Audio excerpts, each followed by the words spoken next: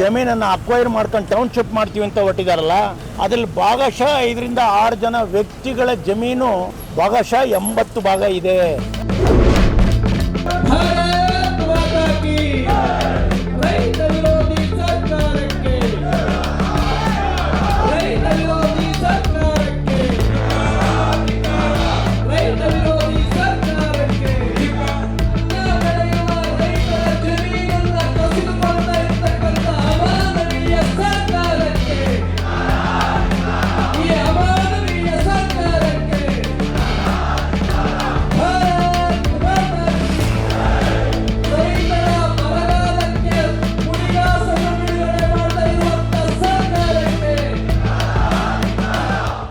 ಕಾಂಗ್ರೆಸ್ ಸರ್ಕಾರ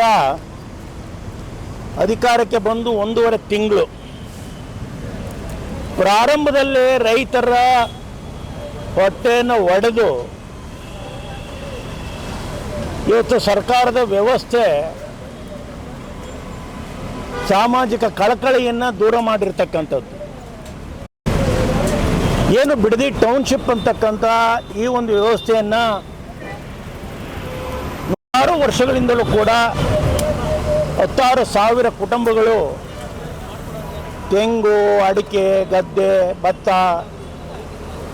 ಫಲಪುಷ್ಟಿಯಾಗಿರ್ತಕ್ಕಂಥ ಜಮೀನನ್ನು ಹೊಟ್ಟೆಯ ಜೀವನಾಂಶಕ್ಕೆ ಮಾಡ್ತಾ ಇರೋಂತಕ್ಕಂಥ ಅಲ್ಪ ಸ್ವಲ್ಪ ಜಮೀನನ್ನು ಕೂಡ ರೈತರಿಂದ ಕಿತ್ಕೊಂಡು ಇವತ್ತು ಆ ಜಮೀನಿನಲ್ಲಿ ನಾನು ಟೌನ್ಶಿಪ್ ಮಾಡ್ತೇನೆ ಅಂತಕ್ಕಂಥ ಉದ್ದೇಶ ಜನರಿಗೆ ಅರ್ಥ ಆಗಲಿಲ್ಲ. ಕಾರಣ ಇಷ್ಟೇ, ಯಾವುದೇ ಒಬ್ಬ ಮನುಷ್ಯ ಸ್ವಾರ್ಥ ಇಲ್ದಲೇ ಏಕಾಏಕಿ ಒಂದು ಪ್ರಾಜೆಕ್ಟನ್ನು ನಿರ್ಮಾಣ ಮಾಡಲಿಕ್ಕೆ ಹೋಗಲ್ಲ.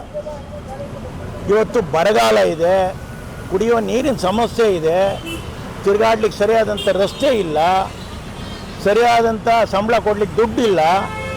ಈ ರೀತಿ ಇದ್ದರೂ ಏಕಾಏಕಿ ಬರೀ ಟೌನ್ಶಿಪ್ನೇ ಯಾಕೆ ತೆಗೆದುಕೊಂಡ್ರು ಅನ್ನೋದು ಕರ್ನಾಟಕದ 7 ಕೋಟಿ ಜನಸಂಖ್ಯೆಗೆ ಇವತ್ತು ಅಚ್ಚರಿ ಕಾದಿರ್ತಕ್ಕಂಥದ್ದು.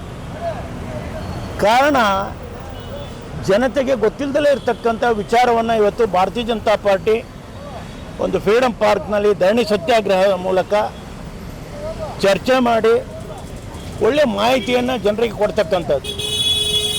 ಕಾರಣ ಇಷ್ಟೇ, ಅಲ್ಲಿ ಕೇವಲ 5-6 ಜನರ ಆಸ್ತಿ ಇವತ್ತೇನು 9,500 ಎಕರೆ ಜಮೀನನ್ನು ಅಕ್ವೈರ್ ಮಾಡ್ಕೊಂಡು ಟೌನ್ಶಿಪ್ ಮಾಡ್ತೀವಿ ಅಂತ ಹೊಟ್ಟಿದಾರಲ್ಲ, ಅದರಲ್ಲಿ ಭಾಗಶಃ 5 ರಿಂದ 6 ಜನ ವ್ಯಕ್ತಿಗಳ ಜಮೀನು ಭಾಗಶಃ 80 ಭಾಗ ಇದೆ. ಇದಕ್ಕೆ ರಾಜಕಾರಣ ಅಂತಕ್ಕಂಥದ್ದು. ಆ ಜಮೀನಿಗೆ ಇವತ್ತು ಉತ್ಕೃಷ್ಟವಾಗಿರ್ತಕ್ಕಂಥ ದರವನ್ನು ನಿಗದಿ ಮಾಡಿ KDB ಮುಖಾಂತರ ಹಣ ಮಾಡ್ತಕ್ಕಂಥದ್ದೇ ಟೌನ್ಶಿಪ್ನ ಇವತ್ತು ವಿಚಾರ. ಇದು ರೈತಾಪಿ ಜನಗಳಿಗೆ ಟೋಪಿ ಆಗ್ತಕ್ಕಂಥ ಕೆಲಸ. ಆ ದೃಷ್ಟಿಯಿಂದ ಭಾರತೀಯ ಜನತಾ ಪಾರ್ಟಿ ಇವತ್ತಿನ ಧರಣಿ ಸತ್ಯಾಗ್ರಹವನ್ನು ಮಾಡುವ ಮೂಲಕ ಕಾಂಗ್ರೆಸ್ ಸರ್ಕಾರಕ್ಕೆ ಎಚ್ಚರಿಕೆಯನ್ನು, ಮುಖ್ಯಮಂತ್ರಿಗಳಿಗೆ ಎಚ್ಚರಿಕೆಯನ್ನು ಕೊಟ್ಟಿರ್ತಕ್ಕಂಥದ್ದು.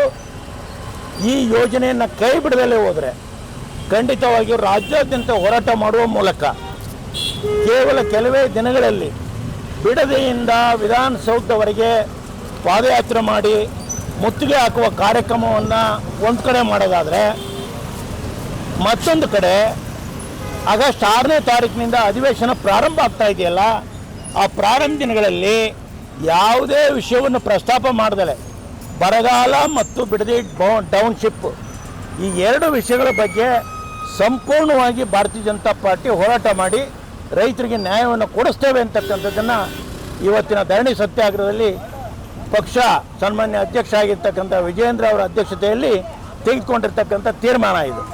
ಆ ದೃಷ್ಟಿಯಿಂದ ರೈತರಿಗೆ ನ್ಯಾಯ ಸಿಗೋವರೆಗೂ ಕೂಡ ಭಾರತೀಯ ಜನತಾ ಪಾರ್ಟಿಯ ನಾವೆಲ್ಲ ಕಾರ್ಯಕರ್ತರು ಹೋರಾಟ ಮಾಡ್ತೇವೆ. ಧನ್ಯವಾದಗಳು.